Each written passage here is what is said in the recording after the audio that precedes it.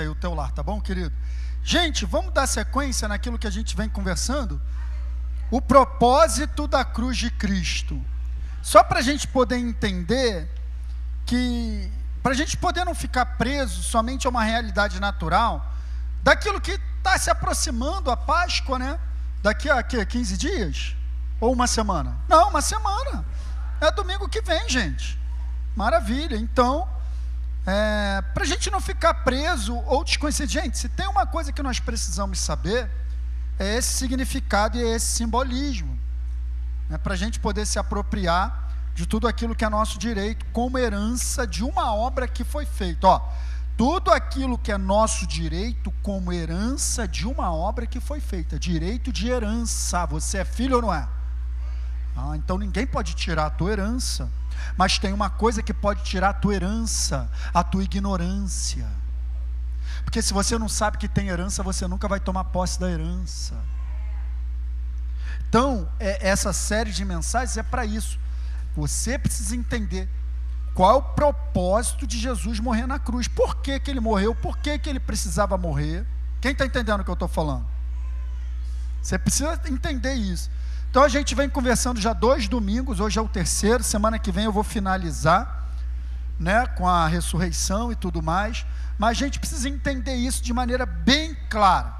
A cruz de Cristo, queridos, a morte de cruz, a morte de Cristo como Filho de Deus, traz para nós uma realidade que vai muito além daquela imagem que eu botei aqui no primeiro dia, dele crucificado, sofrendo. Só para você entender, o que mudou, isso aqui você tem que entender. O que mudou a tua vida e a minha vida, na verdade, não foi o fato dele ter tomado uma surra. Ele poderia ter tomado uma surra daquele mesmo jeito, e até pior, mas se ele não ressuscita dos mortos espirituais, não ia adiantar nada. Só para você entender que o que mudou não foi bem a surra que ele tomou, mas foi o fato dele ter tomado sobre si a minha natureza pecadora e a tua, e ter levado ela para onde ela tem que ir, mesmo que o destino da natureza pecadora é o Hades. Então eu e você precisamos entender isso de maneira muito clara.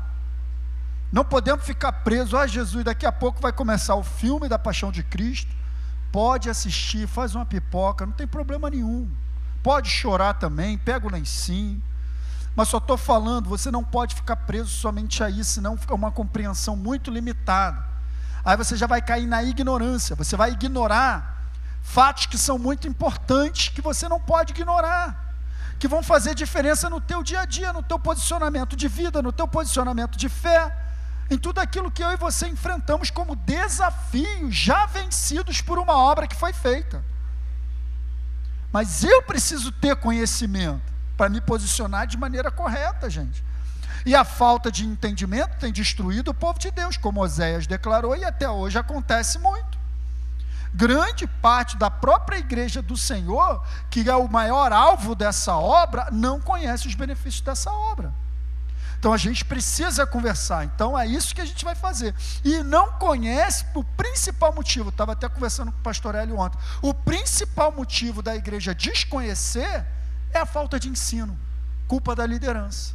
Mas aqui nessa igreja você não vai sofrer de falta de ensino. Não porque eu sou bom, mas porque essa igreja aqui é uma igreja do ensino. Todos aqui que ensinam. Isso não está comigo somente. Primeiro é começar pelo nosso pastor, o pastor Hélio, que é do ensino. Então, uma igreja, Academia da Fé, não sofrerá por falta de ensino, a não ser que você não pegue. Então, vai muito além. É claro que aquela imagem chama a nossa atenção, mas não pode parar por aí. Aquilo que Jesus fez por nós ao dar a sua vida em favor de toda a humanidade, ninguém mais poderia fazer. A gente precisa entender coisas, tá?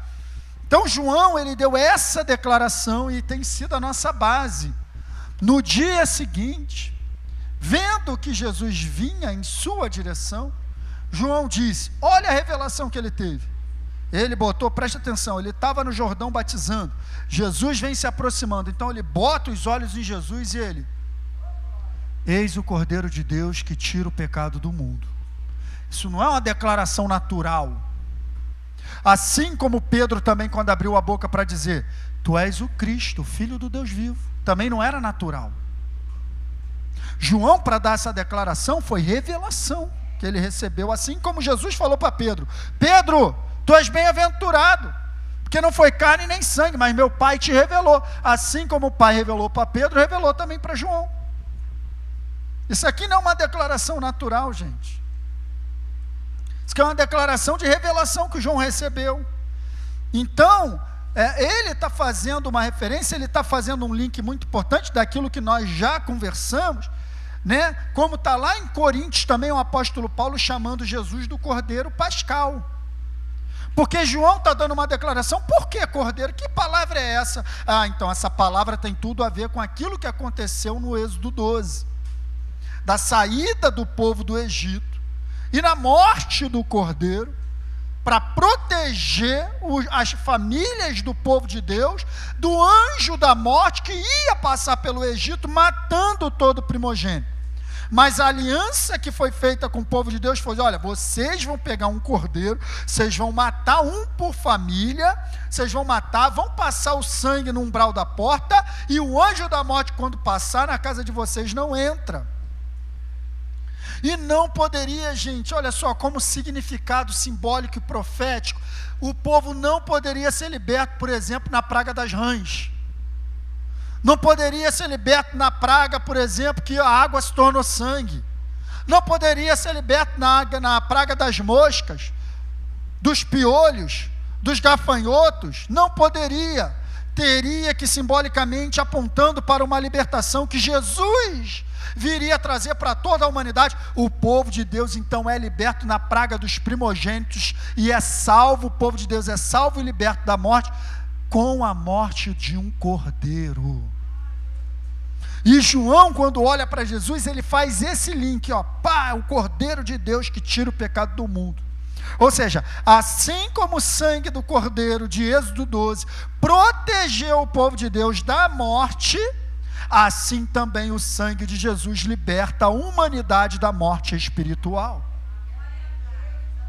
Esse é o link, esse é o propósito da cruz. Jesus veio salvar sim, veio libertar sim, mas mediante uma mudança de natureza. Natureza de pecado é morte espiritual. Jesus veio trazer vida, veio libertar a gente da morte espiritual. Uma vez que eu creio em Jesus, eu recebo Ele como meu Salvador, o Espírito Santo vem habitar em mim, e o meu espírito que estava morto agora está vivo. É por isso que você não percebeu não, que depois que você entregou sua vida a Jesus, você começou a entender coisas?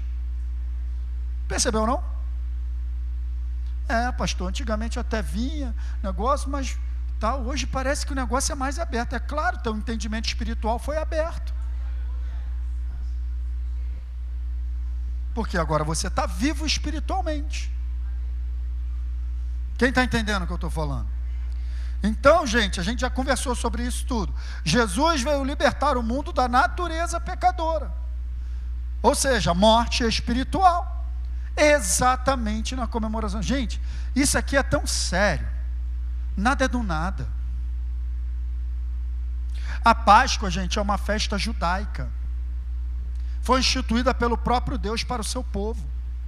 Ela se torna uma festa cristã porque Jesus morre exatamente na comemoração da Páscoa. Não é do nada, gente. Não é o acaso. Só para você ter uma ideia, no Antigo Testamento, existiam 3 grandes festas, onde o povo de Deus tinha sempre que se reunir. Sempre que se reunir. Era a Páscoa, um Pentecoste e a festa das colheitas, do tabernáculo. No final da colheita, tabernáculo. Muitas festas judaicas existem, mas essas 3, o povo saía de tudo que é lugar do mundo para se reunir em Jerusalém, para comemorar a festa. Quem está entendendo? Então, 3 festas principais judaicas, 3 pessoas da Trindade. Jesus morre aonde? Na Páscoa, uma festa. O Espírito Santo vem aonde? Outra festa. Está faltando só uma.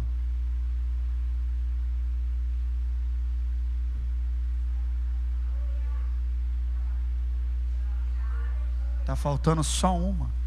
E o nome dessa uma, Festa dos Tabernáculos. A palavra tabernáculo significa reunião de Deus com os homens.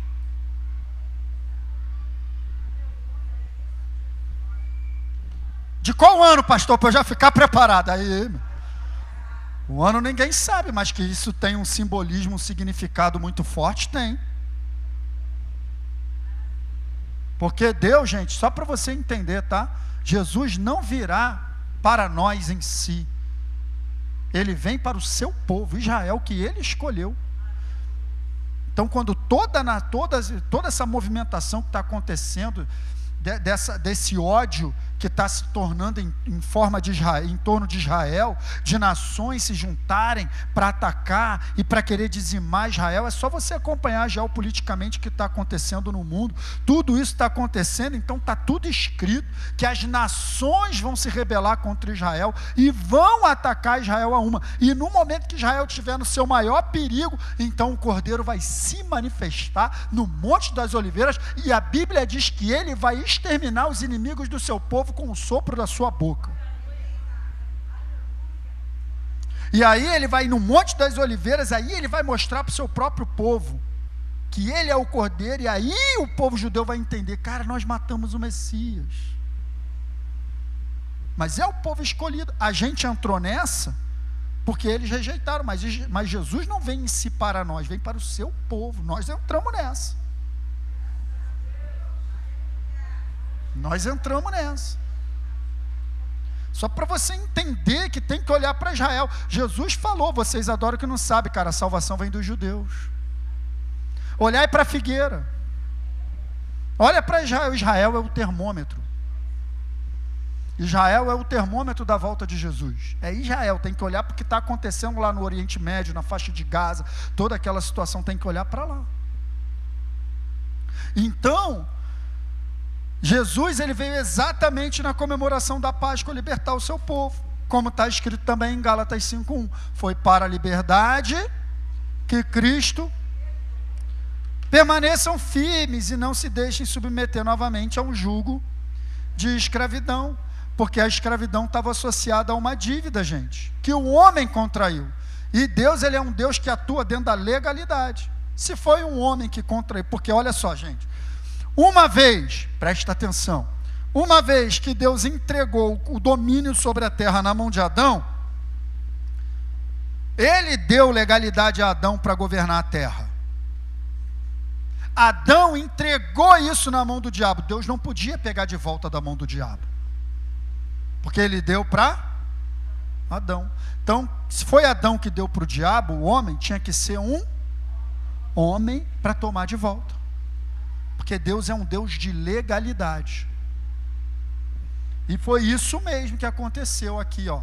Visto, pois, que os filhos, somos nós, têm participação comum de carne e sangue, ou seja, homem, destes também ele, Jesus, igualmente participou, para que por sua morte destruísse aquele que tem o poder da morte, saber, o diabo, e livrasse todos que pelo pavor da morte estavam sujeitos à escravidão por toda a vida. Se não fosse Jesus, a gente ia ser escravo a vida inteira.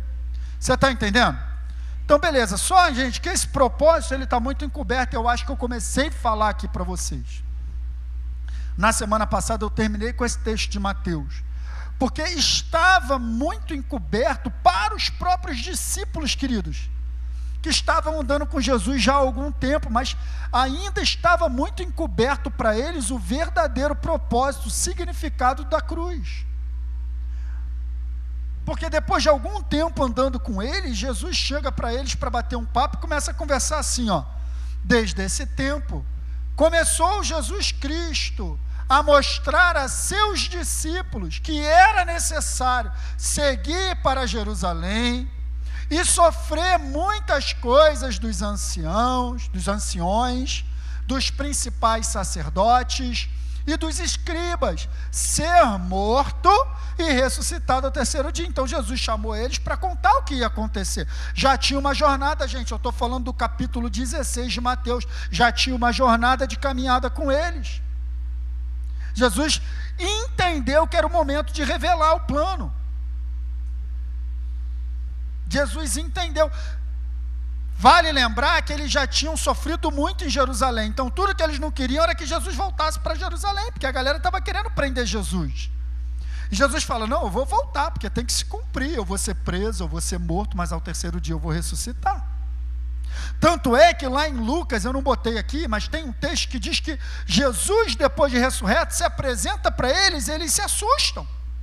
Aí ele fala assim para eles, olha, eu não falei para vocês que tinha que se cumprir tudo que estava escrito nos profetas, nos salmos? Não falei para vocês que eu ia ressuscitar? Tipo assim, ele está falando, mas eles não levaram. Só para vocês entenderem que eles não estavam, ó meu trocadilho, só para vocês entenderem que eles não estavam entendendo, eu vou mostrar para vocês o que Pedro faz. Quando Jesus fala um negócio desse, Pedro, eu gosto de Pedro. Eu gosto de Pedro, não gosto que ninguém fale mal de Pedro. Porque ele dava umas fora, mas ele estava sempre se apresentando. Quando foi para sair do barco, ele mandou ir aí. Depois afundou, mas saiu do barco. Ele estava sempre falando, eu sou Pedro. Eu me apresento, mesmo que eu erre. Depois te corrige, você aprende. É ou não é? Ah, Pedro negou Jesus. Já pensou tu no lugar dele? Não, para pensar. Estão levando o Ronald preso, todo arrebentado, todo escoteado, aí vira para o Giovanni, você também estava com ele? Não estava com ele. Pô, quem é que vai falar? Eu estava sim, pode... Irmão, é muito mole falar sentado na cadeira com o ventilador batendo, ar-condicionado, daqui a pouco tu vai almoçar. Mole, Pedro negou Jesus. Aí você no lugar dele, faria o quê? A gente nega por coisas menores. A mensagem não é essa. Então, beleza. Então, olha só o que Pedro vai falar para Jesus. E Pedrão, valeu Pedro, chamou ele a parte. Jesus, história. Ô Jesus, vem cá, para de falar esse negócio aí, vem cá. Chamou a parte. E começou o quê? Que história é essa que vai morrer? Não tem esse negócio não. E tal. Gente, e quando ele falou assim, tu não vai morrer porque eu vou te defender, ele não estava falando mentira não. Porque eu quero ver quem é o covarde, que chamam Pedro de covarde, né? Porque ele negou Jesus. Mas eu quero ver quem é o covarde que, vendo uma centúria de soldado romano para vir prender Jesus, vai pegar a espada e arrancar a orelha de um. Pedro não era covarde, não. Ele estava disposto, ele só não tinha entendido. Porque ele achou que ele tinha que lutar para defender Jesus, para não ir... Olha aqui para mim, não se distrai. Ele achou que ele tinha que lutar para defender Jesus, para não ir para a cruz. Aí quando ele viu que Jesus ia para lá mesmo, porque era o plano, aí ele ficou meio assim. Foi isso que aconteceu. Não é que ele era covarde. Tanto é que depois ele morre crucificado de cabeça para baixo.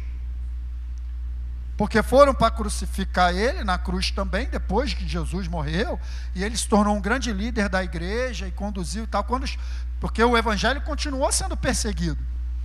Então pegaram o líder Pedro, vamos crucificar ele igual o mestre dele. Ele pegou e falou assim, eu não sou digno de ser crucificado como meu Senhor, me crucifica de cabeça para baixo. O covarde.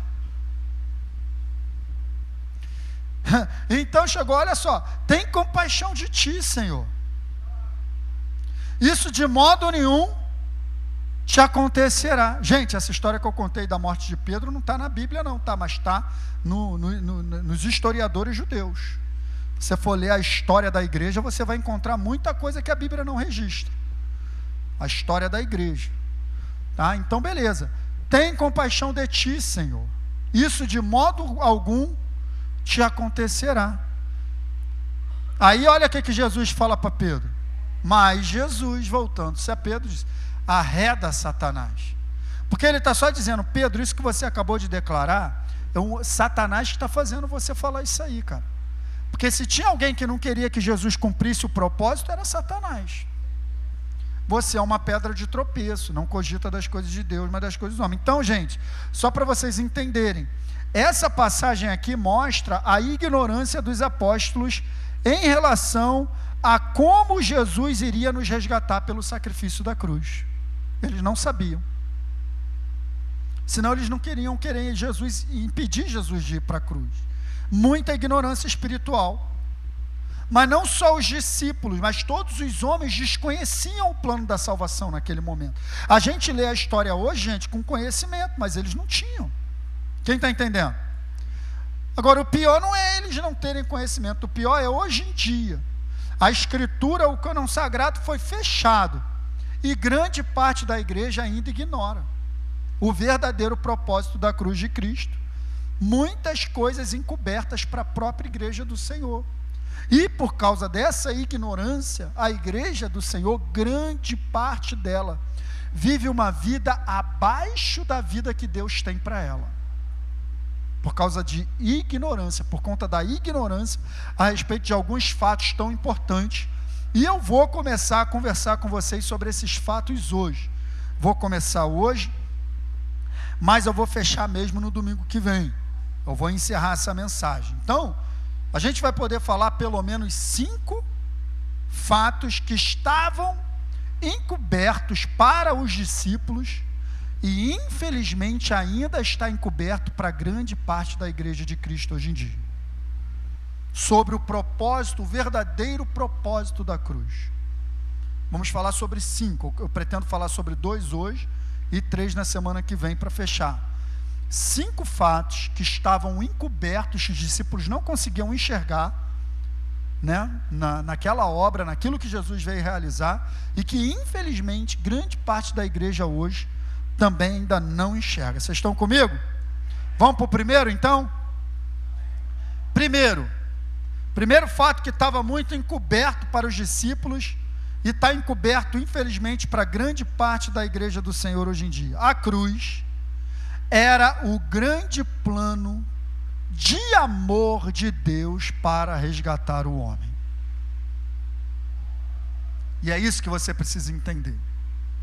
Existem muitas pessoas que escolhem muitos cenários românticos para fazer declarações de amor. Às vezes é o melhor restaurante, é uma viagem, é não sei aonde. Aí cria aquele climinha, cheio de coraçãozinho vermelho, cheio de bombom, chocolate, um jantar especial. Não, tira um anel do bolso, eu te amo, quer casar comigo? Qual a prova de amor que você vai me dar? Eu quero dizer para você que o cenário que Deus escolheu para provar à humanidade o seu amor por ela, foi a cruz. Não é um cenário nada romântico, mas para provar que me ama e te ama, Ele matou o próprio Filho no nosso lugar. E é isso que eu e você precisamos entender. Eu não posso olhar para a cruz e não entender que Deus me ama. Qual é a diferença, pastor, que isso vai fazer no meu dia a dia? Total.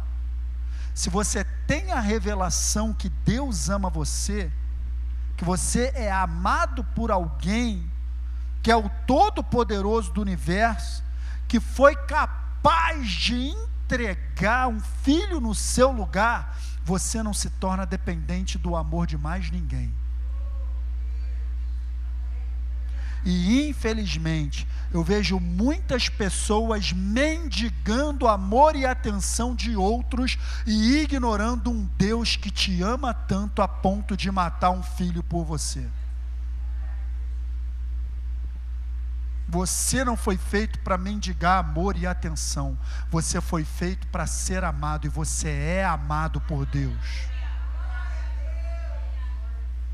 Isso precisa explodir no teu coração. A revelação da cruz como grande plano de amor de Deus vai acabar com todas as suas carências. a revelação do plano de Deus, do amor de Deus pela tua vida na cruz, vai acabar com toda a sua dependência emocional de outros. Porque Ele fez você com o objetivo de te amar.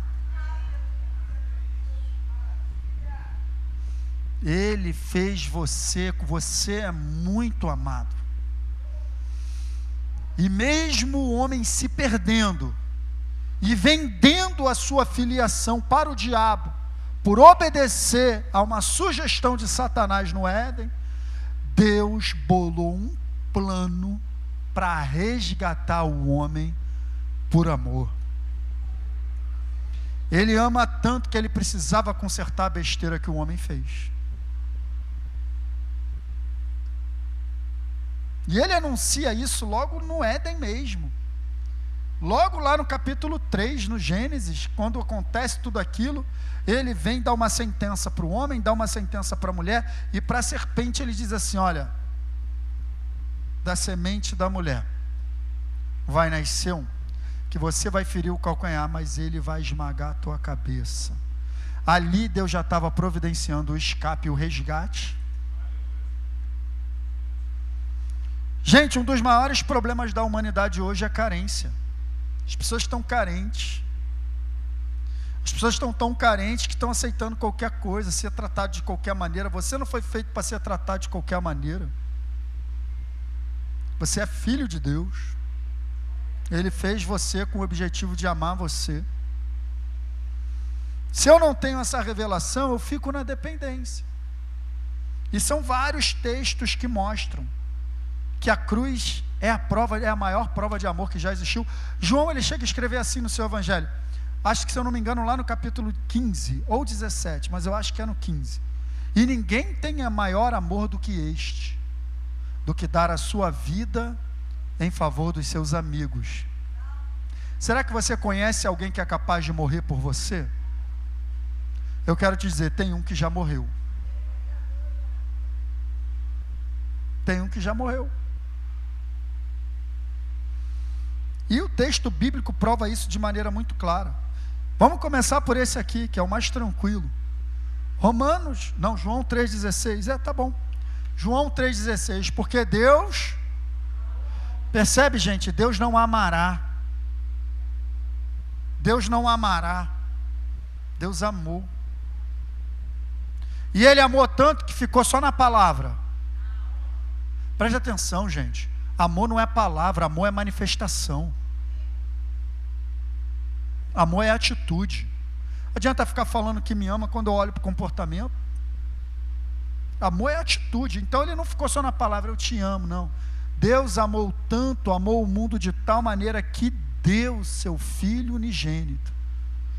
Deu seu Filho unigênito, para que todo aquele que nele crê não pereça, mas tenha a vida eterna.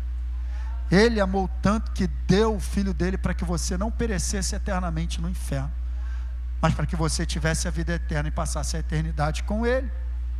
Essa é a prova do amor de Deus, gente.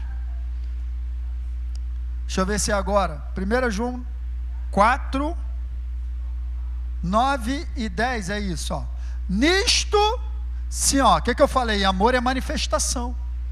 Nisto se manifestou o amor de Deus em nós. Como? Como? Em haver Deus enviado o seu Filho unigênito ao mundo para vivermos por meio dele. E olha no verso 10. Nisto consiste o amor, não em que nós tenhamos amado a Deus, mas em que Ele nos amou, e não ficou só nisso, e enviou o seu Filho como propiciação pelos nossos pecados. Propiciação, uma oferta que torna propício. Propiciação, essa palavra é uma oferta para tornar propício. Eu, com o meu pecado, não era propício a Deus, mas Jesus morreu como uma oferta para me tornar, te tornar propício a Deus. Isso é propiciação. Ele enviou seu Filho ao mundo como propiciação pelos nossos pecados. Nisso consiste o amor. E a gente está buscando amor em conto de fada, em historinha bonita, na novela. Não, gente. Você quer saber o que é amor de verdade? Olha para a cruz. Amor é sacrifício. Amor é estar disposto a se sacrificar pelo outro. Amor é isso. Mais um verso. Esse aqui é o clássico. Romanos 5:8. Mas Deus prova. Pronto. Pastor, nunca ninguém fez uma prova de amor por mim. Nunca ninguém fez uma prova de amor por mim, é mesmo? A Bíblia está dizendo que Deus provou o seu amor para conosco pelo fato de ter Cristo morrido por nós quando ainda éramos pecadores. Olha a prova de amor aí. Essa é a prova de amor que eu e você precisamos. Mas isso não é numa mensagem como essa que você vai pegar. Você tem que meditar nisso diariamente. Você tem que lembrar que Deus ama você. E quem ama cuida, Ele cuida de você, Ele se manifesta na tua vida, Ele te protege, Ele te guarda, Ele te provê. Todas as áreas. Gente, a revelação do amor de Deus no nosso coração dá para a gente muita segurança para viver. Se eu sei que Deus me ama, eu estou tranquilo, Ele está cuidando de mim. Você está entendendo o que eu estou falando? Ou está complicado? Aí eu botei essa frase aqui só para a gente passar para o próximo e eu já vou encerrar, porque eu quero falar os 3 na semana que vem, os outros 3. Se nós não temos a certeza de que Deus nos ama através da cruz, vamos buscar essa certeza nas situações do dia a dia. Aí sabe o que vai acontecer? Para cada coisa que acontece contigo, Deus não me ama. Aí hoje você acordou bem, está feliz, deu tudo certo. Deus me ama. Aí amanhã você está down, deu um negócio errado no teu trabalho, foi mandado embora. Deus não me ama. Aí no outro dia você é contratado com salário maior. Ai, Deus me ama. Não, o amor de Deus por você não está baseado nas circunstâncias da vida. O amor de Deus por você está provado no fato de Cristo ter morrido no seu lugar na cruz. Não é o que você sente. Se você está querendo sentir o amor de Deus, você está com um problema. Porque vai ter dia que você vai sentir, é verdade. Mas vai ter dia de crise, dia de dificuldade, que você vai sentir tudo, menos que Deus te ama. Então não é o que você sente, é o que você sabe. Eu sei que Deus me ama, porque o Jesus morreu na cruz por mim. Independente do que eu esteja sentindo, independente do momento que eu esteja atravessando, independente da dificuldade que eu esteja vivendo, eu sei que Deus me ama. A gente vai poder dizer como Jó disse, gente: eu sei que o meu Redentor vive e que por fim se levantará sobre a terra. Olha o que ele estava vivendo. Não pode ser uma fé sentimental, baseada, se a tua fé é baseada no teu sentimento, vai ter a tua fé uma montanha russa, porque as nossas emoções são uma montanha russa. Tem dia que a gente dá bom dia até para a grade do prédio, dá bom dia até para cachorro. Acorda feliz, bom dia, bom dia, bom dia, bom dia, bom dia, bom dia lua, bom dia dia, bom dia sol, bom dia árvore, bom dia, ai que dia lindo. E tem dia que você não quer dar bom dia nem para o marido, está do lado, já levanta da... Olha, porque é assim, nossos sentimentos são assim. Então Deus te ama quando você está alegrinho, Deus te ama quando você está mal, Deus ama você, querido. Essa certeza tem que estar baseada na cruz, não pode estar baseada no que você está enfrentando. Não pode, não pode, não pode, não pode. certeza, eu grifei lá, certeza. Certeza é fé. Não pode. A certeza de que Deus nos ama vem através do que Ele fez por nós na cruz. Cara, Jesus morreu por mim, Deus me ama.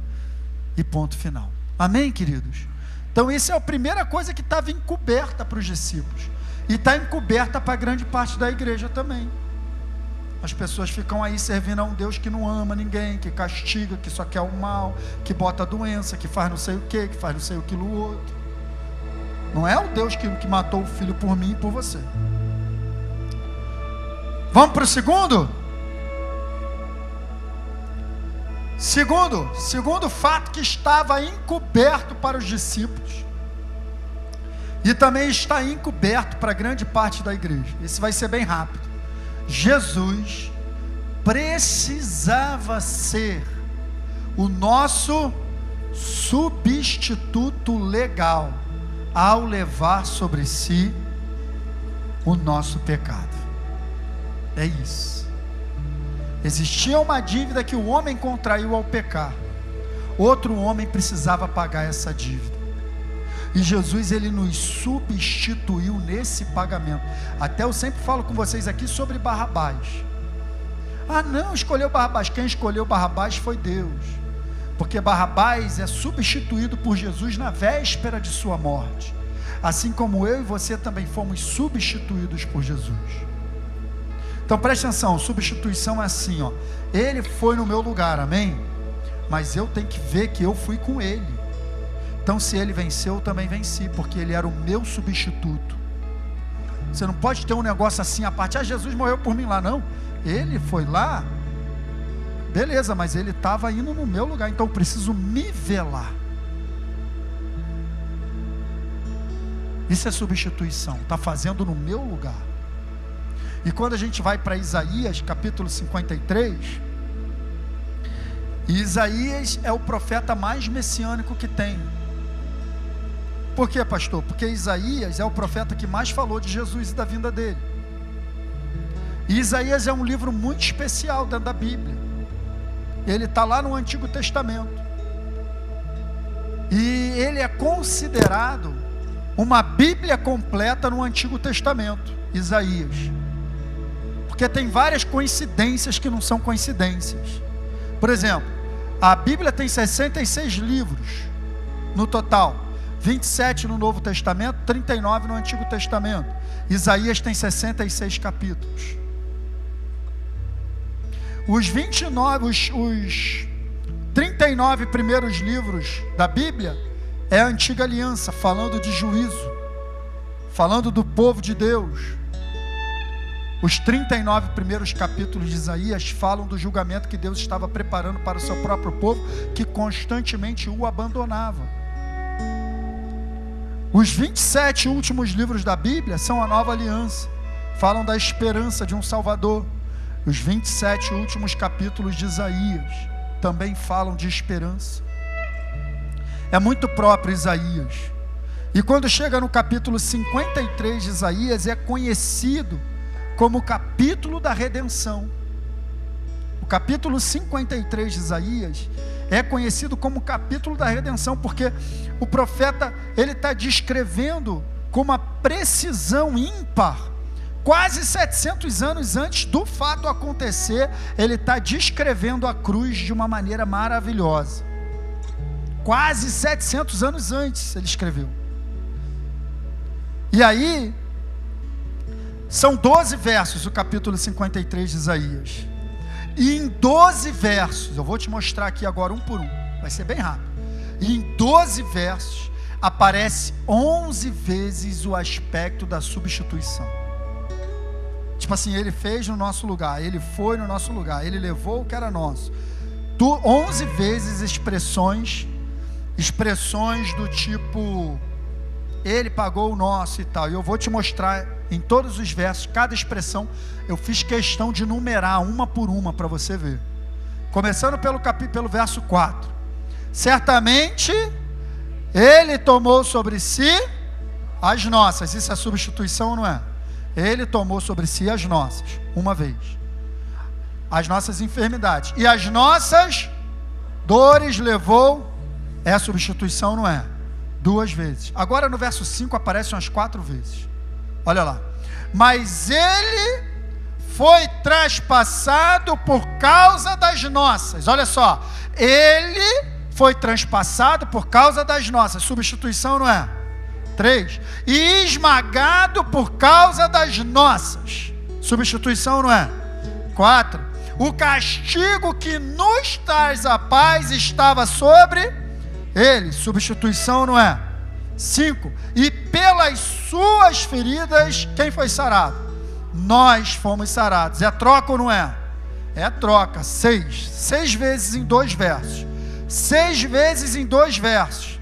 Vamos continuar. Verso 6. Todos nós andávamos desgarrados como ovelhas, cada um se desviava pelo seu próprio caminho, mas o Senhor fez cair sobre ele a iniquidade de todos. 7. Verso 8. Pela opressão e pelo juízo ele foi levado, e de sua linhagem, quem se preocupou com ela? Porque ele foi cortado da terra dos viventes. Olha aí, ó. Foi ferido por causa da transgressão do meu povo. É troca ou não é? 8 vezes. Verso 9. Não, verso 10. Todavia, ao Senhor agradou esmagá-lo, fazendo sofrer. Está falando de Jesus, gente.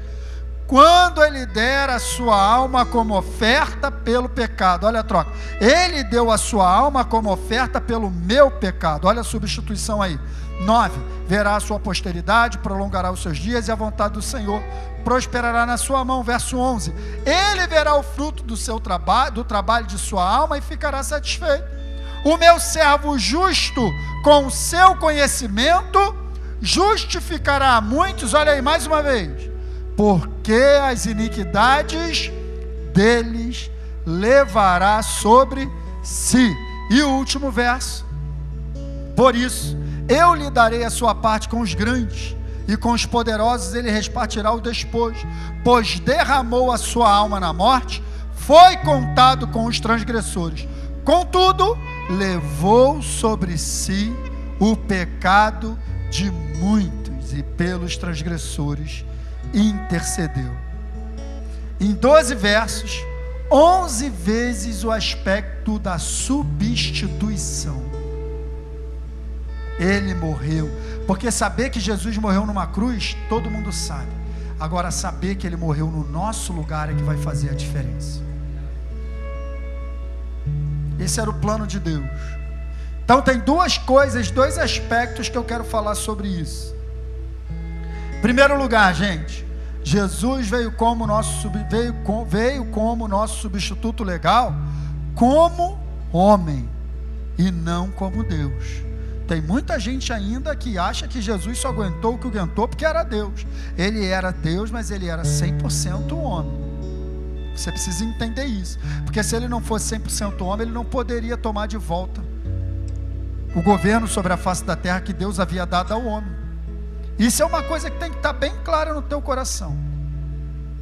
E em segundo lugar, Jesus venceu o diabo como homem e não como Deus. E como eu já disse aqui no começo, como ele venceu?